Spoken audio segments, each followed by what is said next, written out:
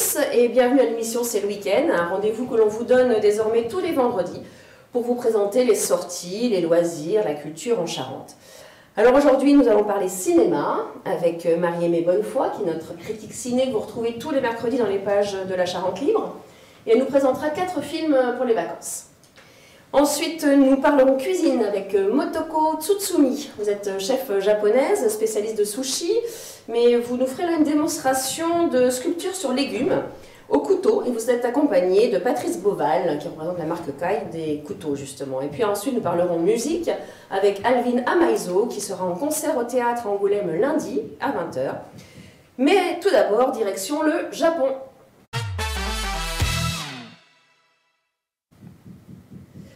Alors bonjour Motoko Tsutsumi, vous êtes japonaise, oui, mais bonjour. vous avez appris la technique de la découpe en Thaïlande, dans une école, je crois dans une école spécialisée. Et vous avez tenu aussi un restaurant à Aubenas en Ardèche, cette fois-ci en France. Et aujourd'hui vous parcourez la France justement pour faire des démonstrations au couteau pour la marque Kai, qui est ici représentée par Patrice Beauval, on en parlera tout à l'heure. Vous étiez la semaine dernière au magasin La Table Parisienne à Château-Bernard et vous êtes aujourd'hui, vendredi et demain, samedi, toute la journée à la Table Parisienne, cette fois-ci à Soyaux, au parc de la Chauvertie, où on pourra voir découper les légumes sur place et peut-être s'en inspirer. Et vous avez eu la gentillesse de venir dans notre studio pour nous faire une petite démonstration. Alors, qu'avez-vous apporté et qu'allez-vous faire avec tout ça? Oui, aujourd'hui, je juste montrer de concombre et bambou avec concombre. Vous allez faire des bambous avec un concombre? Oui. Bon, Oui, d'accord. tu veux commencer tout de Oui, suite? tout de suite, allez-y, parce qu'on a du mal un peu à s'imaginer ce que ça va donner. Donc pendant que vous découpez, je peux vous poser quelques petites questions? Oui, bien sûr. La découpe comme ça, la décoration, c'est une tradition au Japon, tout le monde fait ça dans les familles? Oui, par contre, ça s'appelle kazarigiri. C'est des coupes de décoration. Des coupes de décoration. Oui, c'est une technique cuisine japonaise, mais avec grand couteau japonais comme ça, et fait de cuisine japonaise. Mais il y a en Thaïlande, Chine, il y a plusieurs pays d'Asie, c'est la même chose. Ça se fait beaucoup en Asie, quoi. Oui, c'est ça. Mais ces motifs que j'ai fait aujourd'hui, c'est de traditionnel japonaise. D'accord.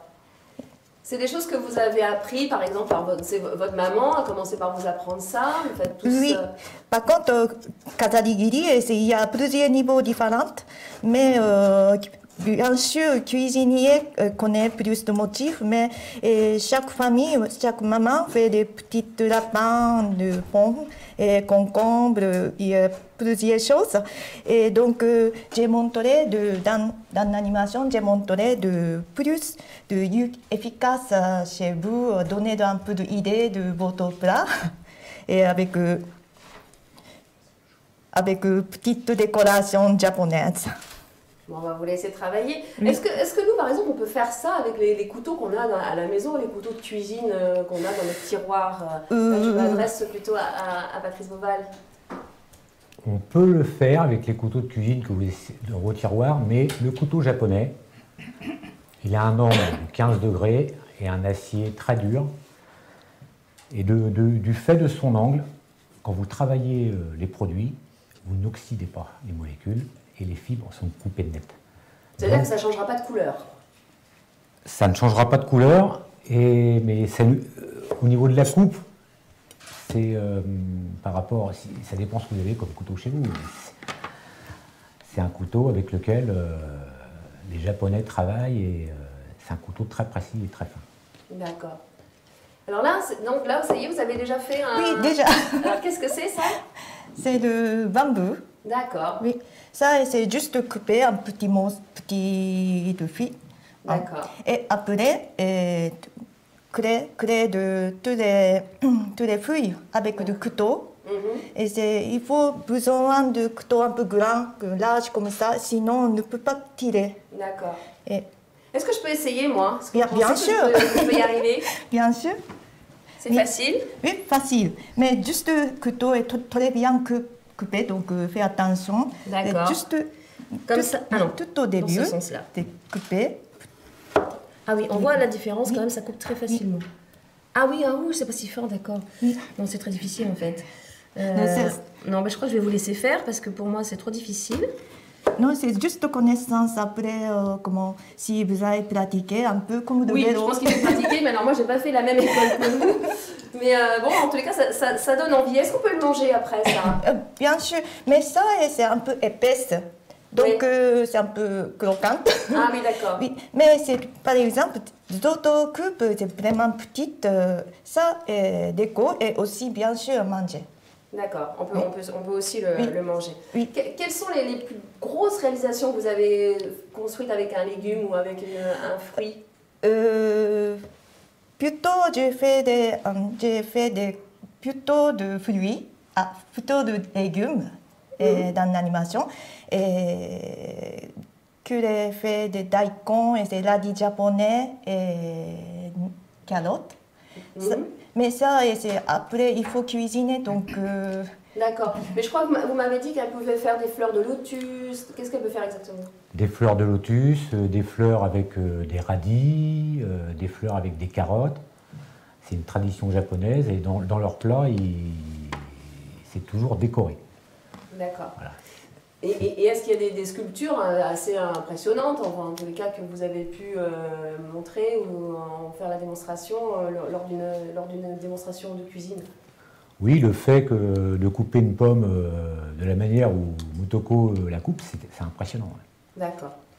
Et bien justement, alors merci, hein, je vais vous laisser travailler, on va continuer l'émission, puis on reviendra vous voir pour voir ce que vous avez fait avec la pomme, justement, et les radis que vous nous avez amenés. Oui. Donc je vous rappelle que vous êtes à la table parisienne ce vendredi et samedi au magasin de Soyo, et puis vous avez aussi une chaîne YouTube Motoko Cuisine. Oui. On peut prendre des recettes, je crois que vous expliquez pas mal de recettes de sushi aussi. C'est bien. Oui. Et bien tout de suite, on passe à l'interview.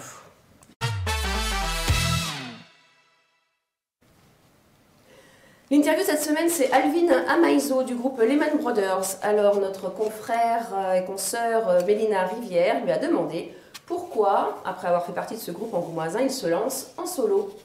Je pense que j'ai toujours eu cette volonté-là, parce que ça fait déjà quelques années que j'essaye de composer pour d'autres choses et faire d'autres choses. Mais les Lehman Brothers, c'est un groupe qui prend beaucoup de temps aussi. On tourne beaucoup, donc j'ai essayé de faire ça un peu tranquillement et prendre mon temps pour le faire aussi. Du coup, je dirais, ça fait depuis 2 ans que j'essaie de concrétiser réellement la chose, même si ça fait depuis plus longtemps que j'y travaille. Et voilà, et les Lehman Brothers, c'est bien pour avoir ça parce que ça m'assure une sorte de stabilité. Je continue à faire de la musique, j'ai ce truc-là qui m'assure de continuer à jouer et tout ça. Et d'un autre côté, je peux créer mes propres morceaux et les deux vont être complémentaires en fait. C'est toujours comme ça, quoi. Quand tu fais plusieurs projets, tout se complète, tous les horizons se complètent. Donc c'est assez rigolo. Ce concert, lundi, tu ne seras pas tout seul puisqu'il y aura aussi Echo qui est l'un des anciens membres des Lehman Brothers. Et il y aura aussi Glad qui est un membre actuel du groupe. C'est une belle réunion un peu? Ouais, c'est assez marrant. C'est quand Baptiste nous a proposé ça, le programmateur de la Nef. Du coup, c'était assez rigolo en fait, parce que nous, on cherchait, avec ce projet, on cherchait des concerts et des résidences. Et du coup, il nous a tout proposé d'un coup. On a eu la résidence, le concert et ce beau projet de faire une soirée avec les compagnons, quoi, les compagnons de route de il y a longtemps. Donc, ça va être bien chargé en émotions, je pense, comme soirée. Ben voilà, donc la soirée, c'est lundi soir à 20 h au théâtre. Et en attendant, il est en résidence tout le week-end à la Nef, Alvin Maizo. Et maintenant, direction donc le cinéma.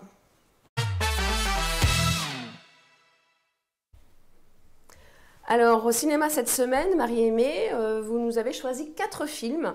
4 films plutôt pour les enfants, mais pas seulement. Voilà, le choix a été difficile, hein, mais bon, j'ai opté pour un classement allant des plus petits aux plus grands.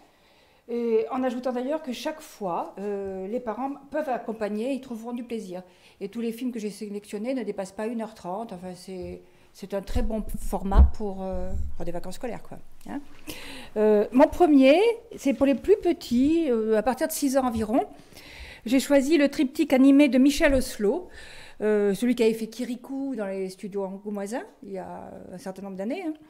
Et le titre, c'est Le Pharaon, le Sauvage et la Princesse. Il s'agit, comme le titre l'indique, de 3 contes très poétiques et visuellement enchanteurs. Le premier se déroule dans l'Égypte ancienne, le second dans l'Auvergne médiévale et le troisième dans la Turquie du XVIIIe siècle. Et visuellement, ça ressemble un petit peu à Kirikou. Hein. D'ailleurs, j'ai vu quelques images. Les images, oui, les images à Kirikou, à Azur et Aznar, à tout ce qu'a fait Michel Oslo, en fait. Hein. Il a une patte très particulière hein, qui est assez bluffante. Hein. Et là, c'est beau, donc l'animation est fluide. Et en bonus, il y a un joli message qui encourage au courage et à la volonté de se dresser contre l'injustice. Et je trouve que par les temps actuels, c'est pas mal. C'est un beau message. Voilà. Ensuite, donc ça c'est le premier film, le deuxième c'est le Petit Nicolas. Le deuxième c'est le Petit Nicolas, évidemment, dont on a déjà beaucoup parlé, mais dont il faut parler encore. Le titre c'est Le Petit Nicolas, qu'est-ce qu'on attend pour être heureux? Alors il y en a eu beaucoup d'autres. Hein. Petit Nicolas, c'est la troisième version après la série culte. Il y a eu la version de Cornillac, il y a eu la version de, ça y est, le nom m'échappe, mais bon. En tout cas, celle-ci, elle a la particularité d'avoir été faite en partie à Angoulême. À Angoulême, dans les studios Chantou. 90% fait à Angoulême. Hein. C'est donc c'est une version très originale parce que le petit écolier des années 60 rencontre dans leurs ateliers respectifs ses créateurs, c'est-à-dire Sampé et Goscinny. Et c'est drôle, c'est émouvant et c'est visuellement très élégant. Ça restitue bien le dessin, d'ailleurs on en voit à l'image, hein, le dessin de Sampé et Goscinny de Sampé des années 60. Voilà, c'est au CGR, au Mégarama et à Cognac. J'ai oublié de dire que le premier est à la Cité. Le premier est à la Cité, voilà. Et enfin, le dernier, non, c'est le troisième. C'est le troisième. Pardon. Le troisième, c'est Belle et Sébastien, nouvelle génération. Et là, le titre est clair. Hein, c'est là où je me suis trompée. C'est la 4e version après Cornillac et Vanier. Hein, d'accord. Et la série culte. Là, voilà. Mais donc, ça ne se passe plus dans les Alpes. C'est exceptionnel, mais dans les Hautes-Pyrénées. Et c'est une nouvelle génération parce qu'on voit Sébastien très accro à son portable, aux réseaux sociaux. Donc il y a un discours là-dessus et il y a un discours aussi sur les bouleversements climatiques, le retour à la nature. Voilà, c'est assez donc ça a été c'est frais. Actualisé. Quoi. Actualisé. Et le dernier, donc le dernier. Alors, le dernier, pour cela, j'ai interrogé, j'ai fait un petit sondage auprès d'enfants que je connais bien. Voilà. C'est vos petits-enfants. Voilà. Ils ont 13 ans, 11 ans et 8 ans. Et ils m'ont tous dit d'une même voix, L'innocent de Louis Garrel. Ça m'a un peu étonnée. Puis après, j'ai réfléchi qu'effectivement, ça échange des films d'animation, ça échange des films un peu trop enfantins. C'est un film de braquage, un film un polar, une comédie, un film d'amour. Et c'est très, très frais. Et le casting est formidable. Et je crois que tout le monde jubile, les parents comme les enfants. Donc, c'est peut-être même mon coup de cœur, celui que je conseille. Votre coup de cœur à tout le monde. Des vacances. Voilà.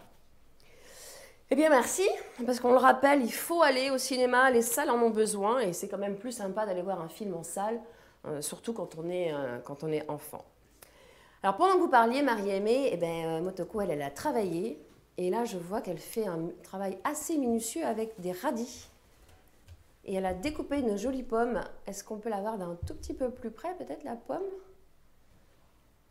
Alors, qu'est-ce que vous avez fait avec la pomme? Pomme. C'est très juste. Très joli. On dirait un peu une flamme. C'est ça ou c'est un peu le but? Oui. C'est très joli, c'est très fin. Mais par contre, c'est pas trop difficile. C'est le système comme ça. Et après, tout est comme ouvert comme ça. Ça, facile à manger aussi. D'accord. Et oui, ça par contre, c'est très fin à manger. Oui. Un peu. Oui. Et aussi, s'il y a d'autres pas, toutes pas, fait même chose, c'est très beau. D'accord. Donc en fait, c'est pratique. On peut l'emmener comme ça le matin dans son sac. Et puis au moment de déjeuner, on l'ouvre et on mange les lamelles comme ça, une par une. Oui, c'est possible aussi. Oui. Et ça n'oxyde pas, donc on peut garder vraiment vitamines quand vous allez manger. D'accord, oui, c'est une bonne astuce, on met ça dans son sac. Et le radis? Lundi, c'est un peu petite chose, donc je ne sais pas si vous voyez un peu de travail. Ouais. Ça, il faut mettre dans l'eau fraîche, ça après se brûler plus facilement. Ça aussi, c'est petit apéro. Oui, on le croque à l'apéro. Oui, c'est plus joli que radis normal. Exactement, mais alors du coup, on n'a peut-être pas envie de le manger tellement c'est beau aussi. Hein. Eh bien, écoutez, merci beaucoup, merci. L'émission se termine. Alors avant de vous quitter, je voulais quand même vous proposer d'autres idées de sortie pour ce week-end. Samedi à 20h à l'espace Matisse, le comité de jumelage de Soyaux organise une soirée espagnole. Donc c'est animé par les Sevillanas d'Angoulême, un groupe d'une dizaine de danseuses que l'on voit là en ce moment à l'écran. Elles pourront même vous apprendre à danser. Et puis il y aura de la paella au menu.